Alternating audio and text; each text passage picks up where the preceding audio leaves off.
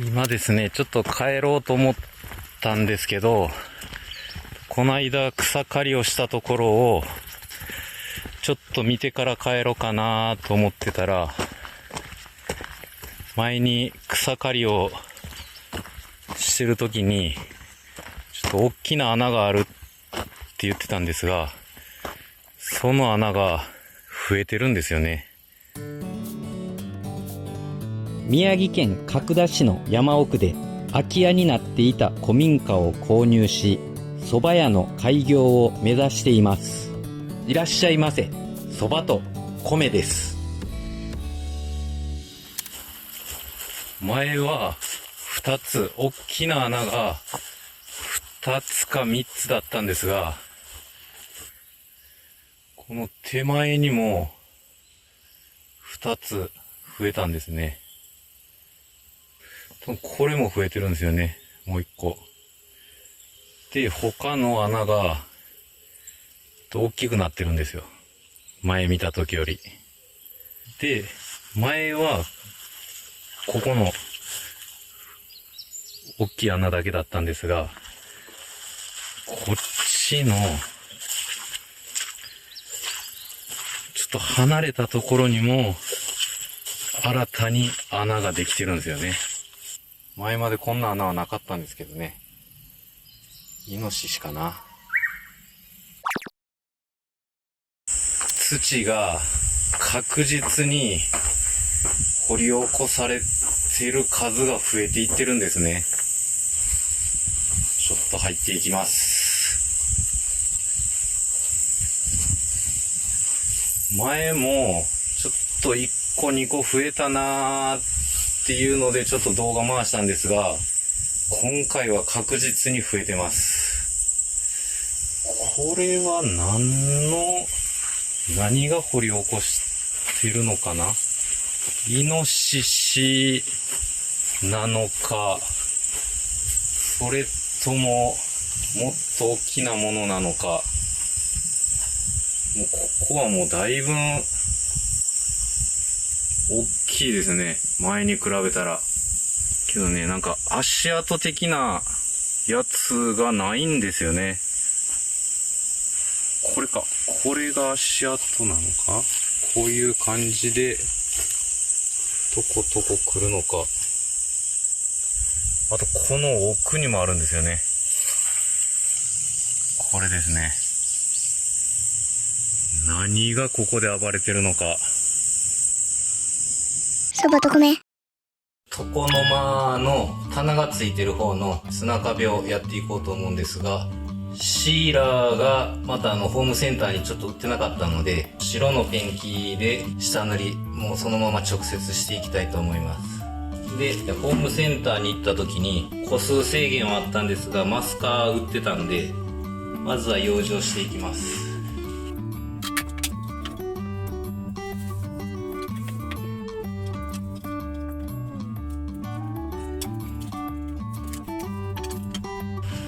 こんな感じでできました。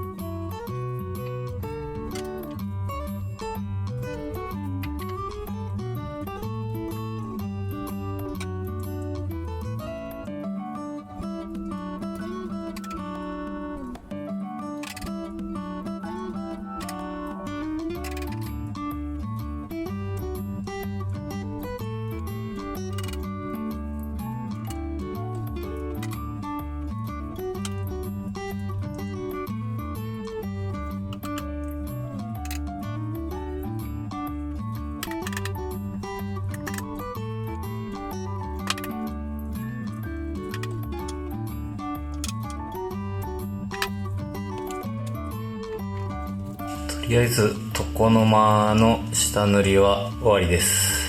これが乾いたら上に珪藻土を塗っていきます。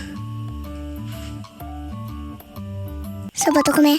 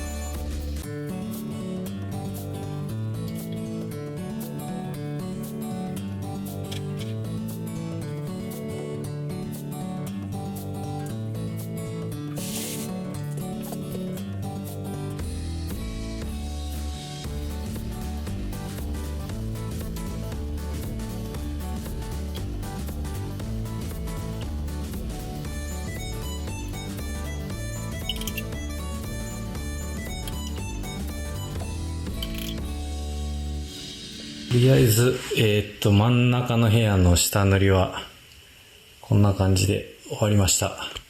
この中がなかなか難儀ですね。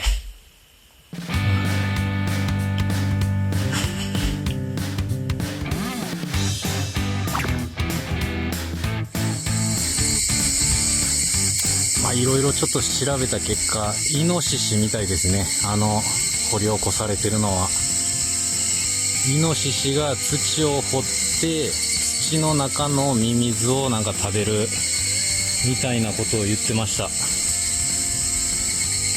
なので、掘り起こされてる土は、犯人はイノシシだと思います。ね、イノシシで良かったなと思うようにしてます。これがね、クマとかってなってくると、なかなかちょっと大変なことになってしまうので。スタート。チャンネル登録、グッドボタンお願いします。